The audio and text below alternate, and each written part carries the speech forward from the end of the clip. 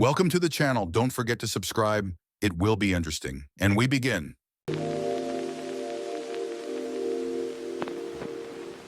Story 1. The Vanishing Hitchhiker. It was a cold October night when I first encountered her. The road was deserted, a lonely stretch of highway cutting through dense forest, illuminated only by the dim glow of my headlights. I had been driving for hours, making my way back home after a long business trip. The radio was playing static, and the clock on my dashboard read 2:17 a.m. I was exhausted, but the thought of a warm bed kept me pushing forward. Then I saw her. She was standing by the side of the road, just beyond the reach of my headlights. A woman dressed in a pale blue dress, her long dark hair hanging down past her shoulders. She wasn't waving, wasn't moving, just standing there, staring at the empty road ahead. My first instinct was to keep driving, but something in the pit of my stomach twisted. I couldn't leave her out here alone in the middle of nowhere. I slowed down and pulled over, rolling down my window. "Hey, do you need a ride?" I called out. For a moment, she didn't react. Then, slowly, she turned her head towards me. Her face was pale, almost too pale, and her eyes looked distant. "Hollow, please," she whispered. I unlocked the passenger door, and she slid in without another word. As she settled into the seat, I noticed that her dress was damp, clinging to her thin frame. She smelled of rain, though the road had been dry for hours. "Where are you headed?" I asked, trying to sound casual. She hesitated. "Home." That was all she said. I nodded and put the car in drive, easing back onto the road. The silence between us was thick, uncomfortable. Something about her presence sent a chill down my spine, but I pushed the feeling aside. Maybe she had been stranded, or maybe she had been in an accident. I didn't want to pry. After a few minutes, she finally spoke. "This road, it's dangerous." I glanced at her. "Yeah, people disappear here." A shiver ran down my spine. "Disappear." She nodded, staring straight ahead. "They go missing. The road swallows them up." I forced a laugh, trying to shake off the unease creeping into my bones. "That sounds like something out of a horror movie." She didn't laugh. "You should be careful." I didn't know what to say to that, so I just nodded. We drove in silence for another 10 minutes. Then, out of the corner of my eye, I noticed something strange. Her hands were pale, too pale, almost translucent in the dim light. And then, just as I was about to say something, she was gone. I slammed on the brakes, my heart hammering in my chest. The passenger seat was empty. The door was still shut. She had just vanished. I sat there for what felt like an eternity, trying to make sense of what had happened. Had I imagined her? Was I just too tired, hallucinating from the long drive? But then I noticed something. The seat was still damp. Story 2. The House That Waits. I never believed in ghosts. Not until I stepped into that house. It stood on the outskirts of town, abandoned for as long as I could remember. Growing up, we told stories about it, dared each other to get close, but no one ever did. The few who claimed to have stepped inside never talked about what they saw. They just left town, as if something had changed them. It was a house of silence, of whispers in the wind, of shadows that stretched too far in the moonlight. Years later, I found myself in front of it again.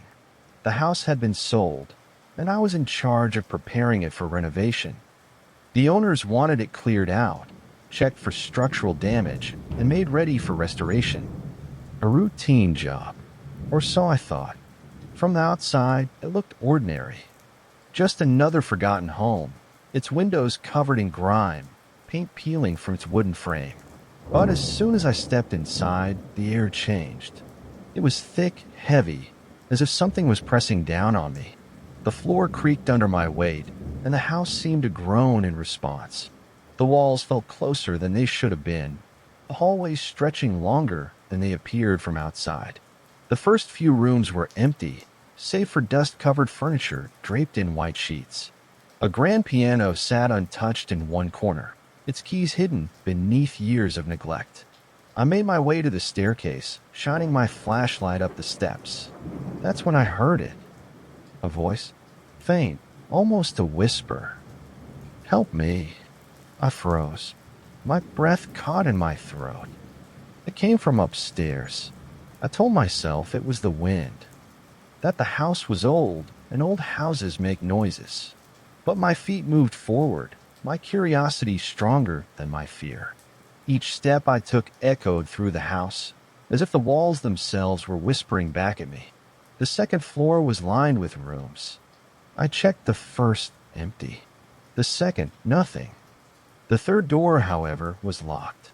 The whispering continued, louder now, just beyond the door. I hesitated, gripping the handle. It was ice cold. Then it turned on its own. The door creaked open, revealing a bedroom frozen in time. Toys lay scattered across the floor. A small bed sat against the far wall, its sheets neatly tucked. A single rocking chair faced the window, moving ever so slightly. And then I saw her. A little girl standing by the bed, her eyes wide with fear. "Please," she whispered. "He's coming." The door behind me slammed shut. I spun around, my heart hammering. The air in the room grew frigid, my breath visible in the dim light. The girl clutched a small stuffed bear, her knuckles white. "Who's coming?" I asked, my voice barely above a whisper. She pointed past me, toward the dark corner of the room. I turned slowly, my flashlight flickering. At first, there was nothing, just shadows stretching across the wall. But then the shadows moved. A tall figure loomed in the darkness, its limbs too long, its head tilted at an unnatural angle. Its breath rasped deep and guttural, as if it had been waiting, watching. The girl let out a small sob. He never left. The figure stepped forward, and the room seemed to shrink around me. My instincts screamed at me to run, but my feet were frozen in place. The air around me pressed in, suffocating, thick with something I couldn't name. Then, in a blink, the girl was gone. The room was empty, the rocking chair still. My flashlight flickered again, and the door creaked open behind me, revealing the darkened hallway beyond. I didn't wait. I ran.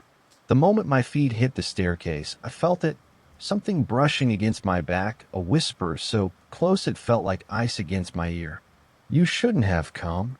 I didn't stop running until I was outside, gasping for air in the cold night. The house loomed behind me, its windows dark and watching. I drove away without looking back. The renovation never happened. The owners abandoned the project, and the house still stands, waiting for the next fool to step inside. But sometimes on quiet nights I hear it, that whisper, calling me back. Strary 3. The hitchhiker's warning. I had been driving for hours, the endless stretch of highway illuminated only by my headlights. It was late, close to midnight, and I was alone on the road. The air was thick with an uneasy silence, the kind that makes you hyper-aware of your surroundings. I rolled down my window slightly, letting the cool night breeze in, hoping it would keep me awake for the remaining miles ahead. That's when I saw her. A lone figure standing by the roadside, her silhouette barely visible against the backdrop of the dense forest. She wasn't waving, wasn't signaling for help, just standing, staring at the road. Something in my gut told me to keep driving, but my conscience wouldn't let me. What if she was in trouble? What if she had nowhere to go? I slowed down and pulled over a few feet ahead of her. Reaching over, I unlocked the passenger door and leaned slightly toward the window. "Hey, do you need a ride?" She hesitated before stepping forward. The dim glow of the dashboard lights illuminated her face, pale, almost too pale. Her long dark hair fell past her shoulders, damp with what looked like rain, though the sky had been clear all night. She wore a simple dress, thin and inappropriate for the cool autumn weather. "Thank you," she whispered, her voice barely audible over the hum of the engine. She climbed into the car, closing the door gently behind her. The air inside felt heavier instantly. I couldn't place it, but something about her presence was unsettling. I cleared my throat. "Where are you headed?"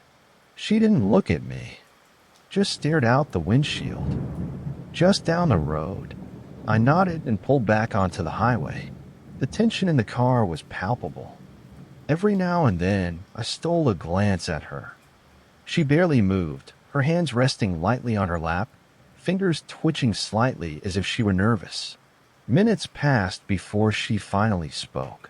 "Don't go home." Her voice was so quiet I almost thought I imagined it. I frowned, gripping the steering wheel tighter. "What?" She turned her head slowly, her dark eyes locking onto mine. "Don't go home." A shiver ran down my spine. "Why?" Her expression didn't change. "Someone is waiting for you." My breath caught in my throat. My first thought was that she was crazy, but there was something about the way she said it, so certain, so absolute, that made my skin crawl. I forced a chuckle, trying to shake off the unease creeping up my spine. "That's an odd thing to say." She didn't respond. The road stretched on endlessly, the trees on either side blending into the darkness. I tried to rationalize her words. Maybe she was just paranoid. Maybe she had been through something traumatic. But then I noticed something. The road signs ahead, ones I should have recognized, felt unfamiliar. The landmarks I had passed earlier were gone, replaced by an endless sea of trees. The more I drove, the more lost I felt. I stole another glance at my passenger. She was gone. The seat was empty, the door still shut, the air still heavy with that lingering sense of wrongness. I slammed on the brakes, my heart hammering in my chest. I turned around, scanning the road behind me, but there was no sign of her. No footprints. Nothing. Then my phone buzzed. With shaky hands, I picked it up. A single text message stared back at me, sent from an unknown number. "You should have listened." Story 4. The Whispering Walls. When I first moved into the old bookstore, I thought it was my dream come true. A cozy historic building in the heart of a quiet town, filled with the scent of aged paper and ink. It had been abandoned for a few years before I bought it, but aside from some dust and a few creaky floorboards, it seemed like the perfect place to start over. But then I started hearing the whispers. At first, I thought it was my imagination. A trick of the wind slipping through the cracks of the old wooden walls. But the more I listened, the more distinct the voices became. They weren't random murmurs carried by the breeze. They were hushed conversations, words, sentences, names. It always started when the shop was empty, in the late hours when I was shelving books or tallying the day's sales. I would pause, straining to catch the words, but they would vanish the moment I focused too hard, like a dream slipping through my fingers. Then came the knocking. It wasn't the front door. It came from within the walls. One evening, as I was closing up, I heard it 3 slow, deliberate knocks. My heart jumped into my throat. The sound came from the back room, where I stored the old books that had been left behind by the previous owner. I hesitated, then grabbed the flashlight from the counter and stepped cautiously inside. The room smelled musty, the scent of ink and dust thick in the air. I ran the beam of light across the shelves, over stacks of forgotten volumes, but everything was as it should be. Then the whispering started again. This time, it was clearer. "Help me." I spun around so fast I nearly knocked over a stack of books. My breath hitched in my throat. I wasn't imagining it. Something was speaking. Summoning every ounce of courage I had, I traced the sound to the back wall. It was the oldest part of the building, the wooden panels uneven with age. Slowly, I pressed my ear against it. A single word seeped through the wood, spoken in a voice barely above a breath. "Trapped." The next morning, I called a contractor to inspect the wall. He arrived with his tools, running his fingers over the uneven boards. "Looks like there's something behind here," he muttered. He pried away one of the panels, and behind it, we found something that made my stomach turn. A small hidden room, dust-covered, untouched for decades.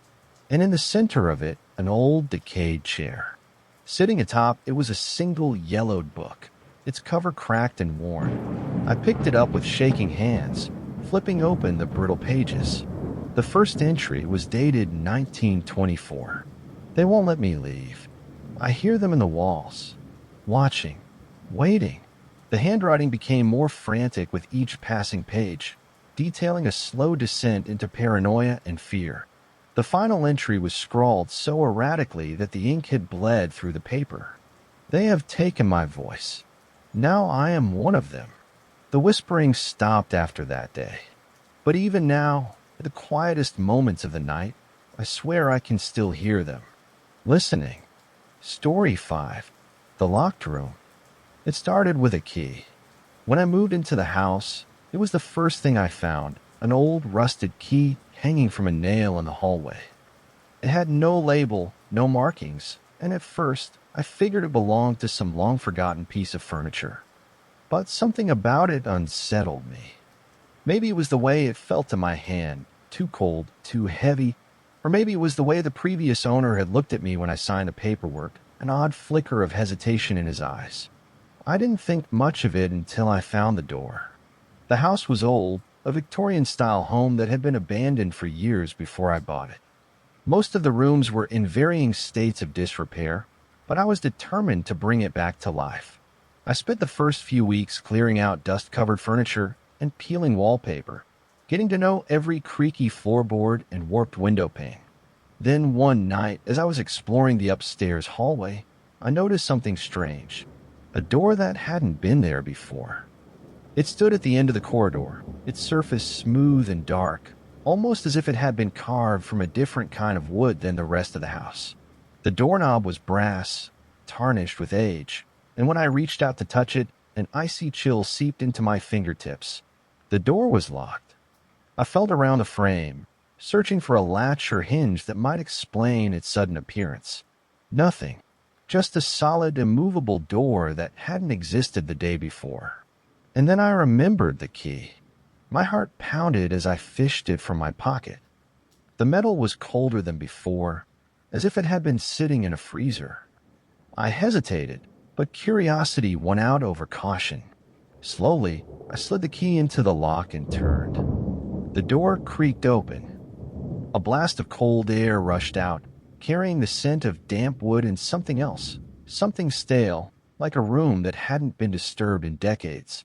I stepped inside, flashlight in hand, and swept the beam across the space. It was a bedroom. Or at least, it had been once. A small, wrought iron bed sat in the corner, its mattress covered in dust. A wooden dresser stood against the opposite wall, its mirror cracked down the middle. Toys lay scattered across the floor, an old stuffed rabbit, a set of marbles, a spinning top frozen mid-spin. And then I saw the writing. Scrawled across the walls in jagged, frantic strokes were the words, "Let me out." I turned to leave, but the door had shut behind me, and no matter how hard I pulled, it wouldn't open. Then I heard the whispering. It started as a murmur, low and indistinct, but quickly grew louder, filling the room with a chorus of desperate voices. "Let me out. Let me out. Let me out." The walls trembled. The bed rattled against the floorboards. My flashlight flickered, casting long shadows that seemed to stretch and move on their own. And then, as suddenly as it had started, the noise stopped. The door swung open on its own, revealing the dark hallway beyond. I didn't hesitate. I ran. The next morning, the door was gone. No frame, no hinges, just a smooth stretch of wall where it had been the night before. I searched the entire house, but the key had vanished. I don't go upstairs anymore. Story 6. The Crying Baby. I never expected to hear a baby crying in an abandoned house. It started when I moved into my new home, a small, run-down place at the edge of town. It wasn't much, but the price was right, and I needed a fresh start. The neighbors had warned me about the house next door, said it had been empty for years, that no one stayed long when they tried to live there. But I didn't believe in ghost stories. Not then. The first time I heard the crying, it was around midnight. A soft wailing sound drifting through the thin walls of my bedroom. I sat up, my heart pounding. I knew the house was empty. I tried to rationalize it. Maybe it was a stray cat or the wind playing tricks on me. But deep down, something about the sound felt wrong. It wasn't just noise. It was a plea. The next night, I heard it again.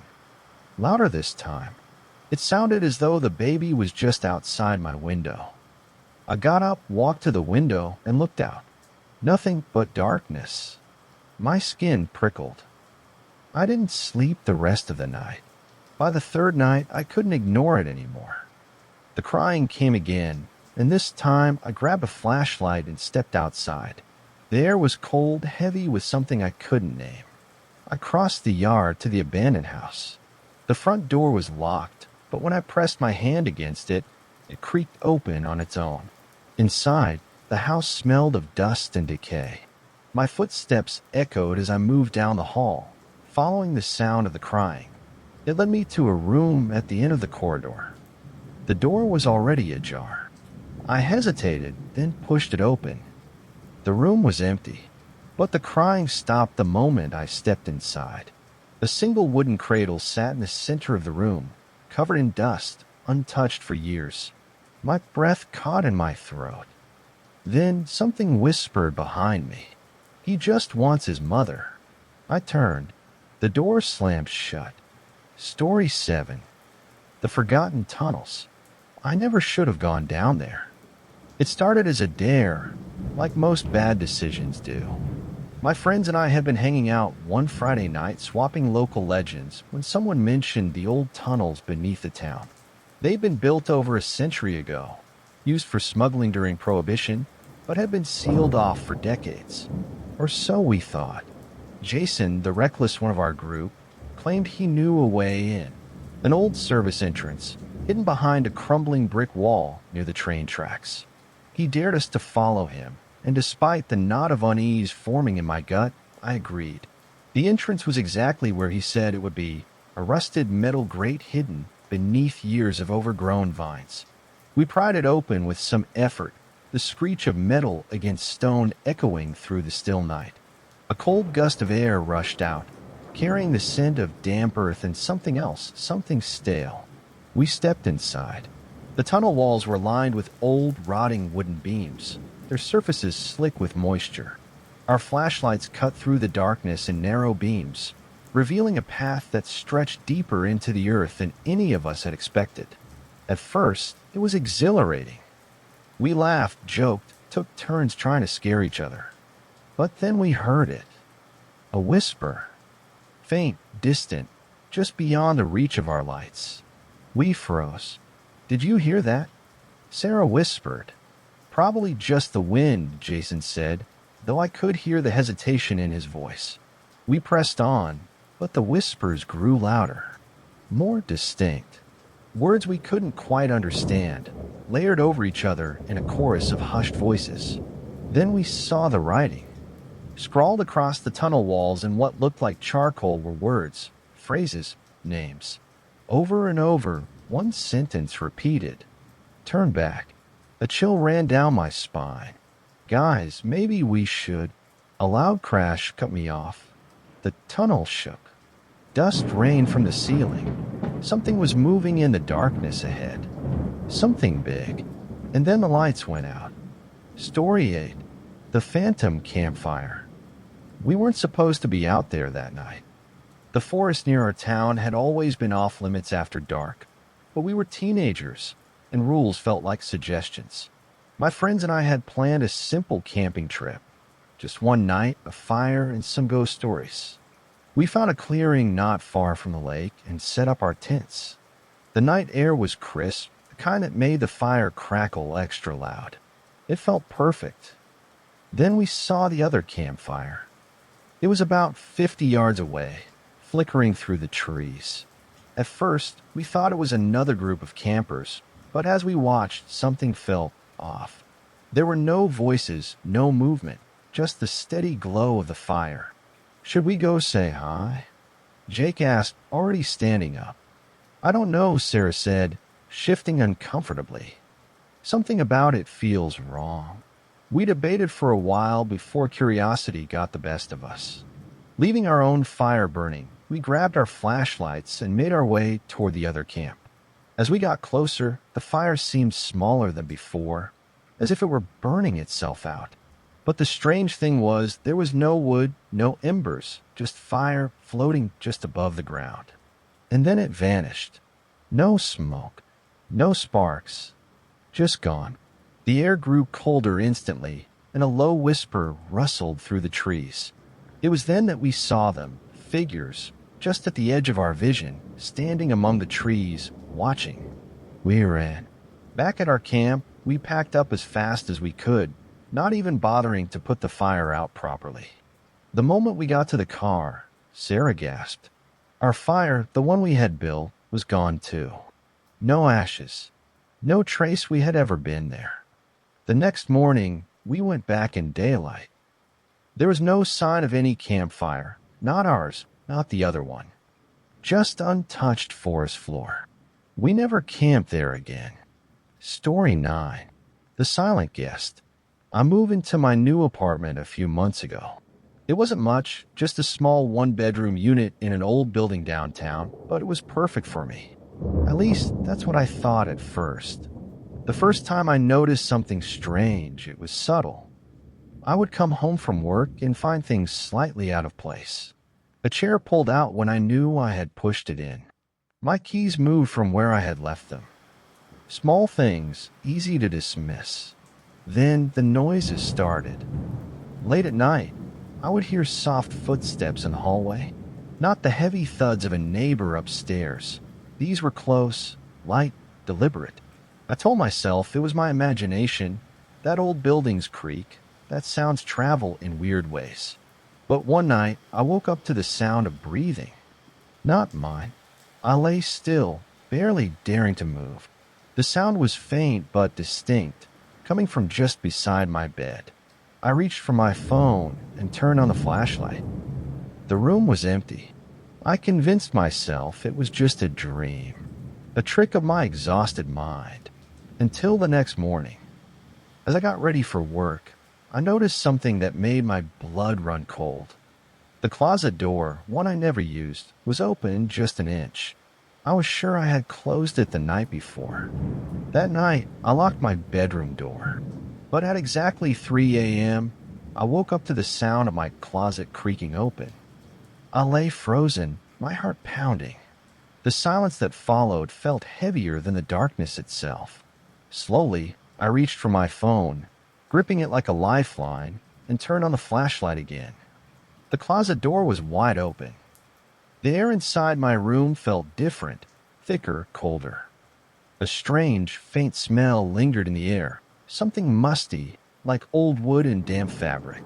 Swallowing hard, I got up and walked toward the closet, my breath coming in short, shallow gasps.